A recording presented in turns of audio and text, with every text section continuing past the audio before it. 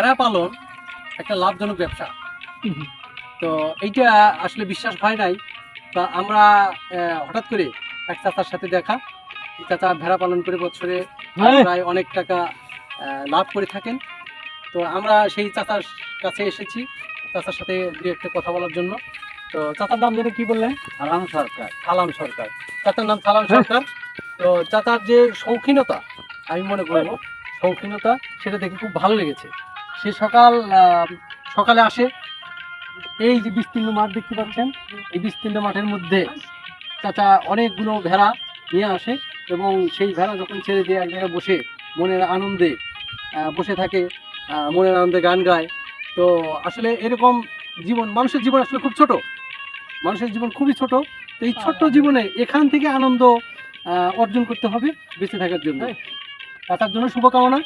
চাচাকে যেন আল্লাহ নেক হায়াত দান করে, আল্লাহ যেন তাকে আরো সুন্দরভাবে বেঁচে থাকার তৌফিক দান করে।